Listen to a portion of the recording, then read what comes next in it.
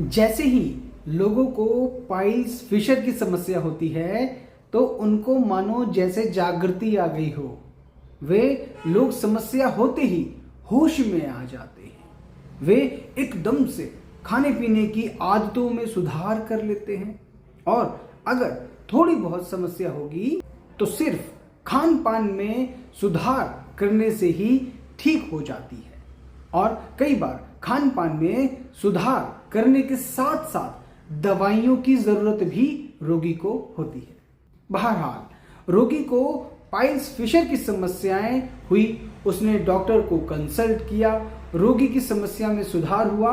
पर कई लोगों के मन में यह सवाल आता है कि क्या मांसाहार करने से बवासीर व फिशर की समस्याएं बढ़ती हैं? हेलो दोस्तों, मैंने बना लिया है आपके लिए ये YouTube चैनल जिसमें आपको मिलेंगी ऑथेंटिक और प्रैक्टिकल जानकारी बवासीर व मलद्वार में होने वाले सभी रोगों के विषयों पर। जय हिंद दोस्तों, मैं डॉक्टर सर्वेश मुखातिब हुआ हूं आज आपसे और टॉपिक है कि क्या नॉन वेजिटेरियन फूड आपकी मलद्वार संबंधित समस्याओं को बढ़ा सकता है। तो सीधे सीधे समझ में आ जाता है कि नॉन वेजिटेरियन फूड समस्याओं को बढ़ाता है, तो फिर मेरा ये वीडियो बनाना ही बेकार था। अगर बात सिर्फ इतनी ही सी थी तो फिर तो फिजूल था।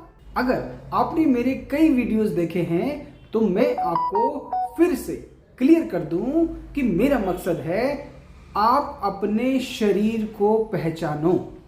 हम 2 घड़ी सुकून से बैठकर अपने शरीर की कार्य प्रणाली को समझते नहीं और किसी की भी बात मान लेते हैं और आंख बंद करके उसको फॉलो करना शुरू कर देते हैं। लेकिन हम ये नहीं जानते कि हमारे भोजन का हमारी पाचन शक्ति पर और हमारे भोजन की मात्रा का हमारी जीवन शैली पर क्या प्रभाव पड़ता है।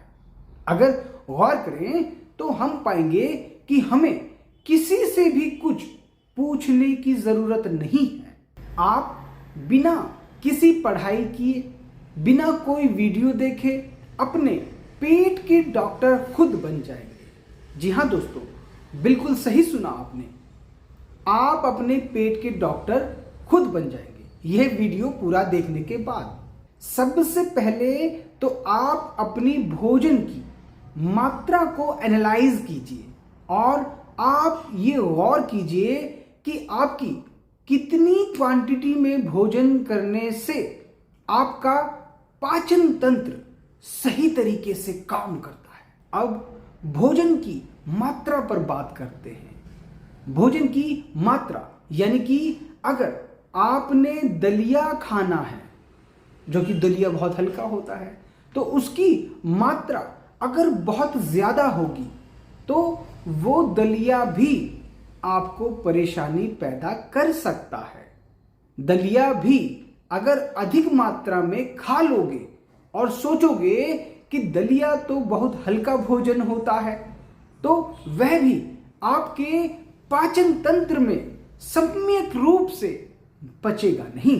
यह बात बिल्कुल सही है कि दलिया मांस के मुकाबले में कहीं हद तक हल्का होता है, लेकिन अगर उसकी मात्रा अधिक होगी तो दलिया भी आपकी पाचन संबंधित समस्याओं को बढ़ा देगा। अब आपको समझ आ गया होगा कि भोजन शाकाहारी हो तो भी और भोजन मांसाहारी हो तो भी भोजन की मात्रा को पहचानो कि आपके स्टमक की, आपके पाचन तंत्र की फूड डाइजेस्टिव कैपेसिटी कितनी है। उस कैपेसिटी को पहचानो, उस क्षमता को, अपने आमाशय की खाना पचाने की शक्ति को, क्षमता को पहचानो। अगर आप 10 किलो, एक एग्जाम्पल दे रहा हूं, अगर आप 10 किलो वजन उठा सकते हैं और आपके बाजू में बैठा आपका भाई 50 किलो वजन उठा सकता है, तो उसे देखकर तुम भी 50 किलो वजन उठाने लगोगे या उसकी कोशिश करोगे तो मुसीबत खुद मोल लोगे। हमें जैसे इस संसार में देखा देखी चलने की आदत सी हो गई है। हम सोचते हैं कि मेरा भाई 10 पूरी खा गया, मेरी बहन तो 9 पूरी खा गई, तो मैं भी क्यों पीछे रहूं, मैं भी इनकी बराबरी करूं, कम से कम 10 पूरी तो मैं भी खा लूं। और अगर आप ऐसा सोचते हैं तो फिर ना समझ हैं आप, आपको फिर अपने शरीर की जरूरत का कुछ भी नहीं पता।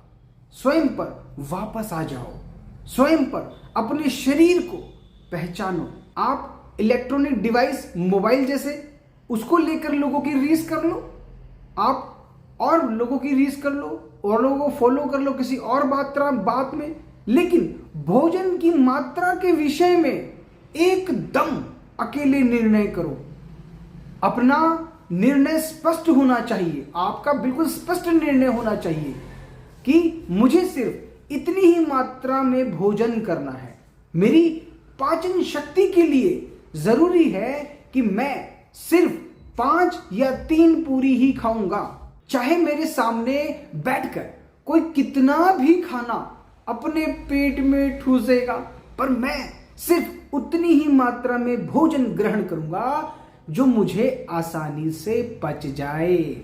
अब मैं आपको एक ऐसा तरीका बताने जा रहा हूं जो आपको अपने भोजन की मात्रा को पहचानने में मदद करेगा। आप जब भी खाना खाने के लिए बैठें तो भोजन के सामने बैठकर सिर्फ 1 मिनट का बिफोर फूड मेडिटेशन करें। लीजिए सुनिए, फिर मैं सभी कुछ आपको बता रहा हूं। आपने भोजन थाली में ले लिया है, भोजन के सामने आप बैठ गए हैं, आप आंखें चाहे खुली रखें चाहे बंद रखें, उससे कोई फर्क नहीं पड़ता। किसी को पता भी नहीं चलेगा कि आप क्या कर रहे हैं। आपके बराबर में बैठे आपके फ्रेंड्स को भी नहीं पता चलेगा कि आपने क्या किया। आपने क्या करना है, सिर्फ आपने अपनी ब्रीथ को वॉच करना है।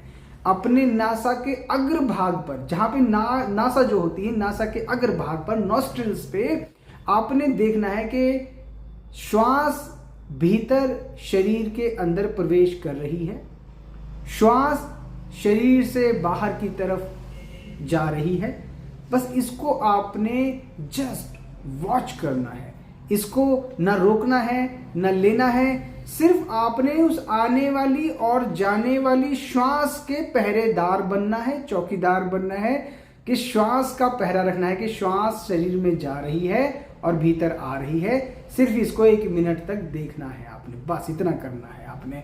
ऐसा करने से आपका मन शांत हो जाएगा। अगर आपका मन अशांत है, दिमाग में विचारों की भीड़ भरी हुई है, तो वह व्यक्ति हमेशा ही जरूरत से अधिक भोजन करने का आदी होता है। अगर आपका मन शांत हो जाएगा तो आप अपने पेट के डॉक्टर स्वयं बन जाएंगे और मल द्वार पर हो रही समस्याओं से आसानी से बाहर आ जाएंगे। हर समस्या को नष्ट करने के लिए दवाइयों का लेना तो बहुत जरूरी होता ही है। आप कहीं भी होंगे, किसी भी डॉक्टर से इलाज कराओ, तो भी इस वीडियो में बताई गई बातों को फॉलो जरूर कीजिए। दवाइयां कहीं से भी लो, पर आहार विहार आपको मेरे चैनल को, मेरे वीडियोस को देख करके करने की जरूरत है। मलद्वार से जुड़ी हर बीमारी को लेकर मेरे चैनल पर वीडियोस हैं। सबसे ज्यादा वीडियो खाने यानी भोजन से जुड़ी टॉपिक्स पर मैंने बनाए हैं। तो इस तरह से आप अपने पेट की बीमारी का इलाज स्वयं कर सकते हैं। इलाज दवाइयों से भी होता है, पर 40 या कई मामलों में 60% तक इलाज हमारे आहार विहार पर भी निर्भर करता है। अगर आप हमसे अपनी बीमारी को लेकर सलाह करना चाहते हैं तो हमारा व्हाट्सएप नंबर है 9781261717 पर आप हमें व्हाट्सएप कीजिए। और अगर मल द्वार पर कोई भी समस्या है तो उसके लिए हम आयुर्वेदिक दवाइयां भी उपलब्ध कराते हैं। आप हमें व्हाट्सएप कर सकते हैं। अंत में आप सभी का बहुत बहुत शुक्रिया, धन्यवाद, थैंक यू वेरी मच।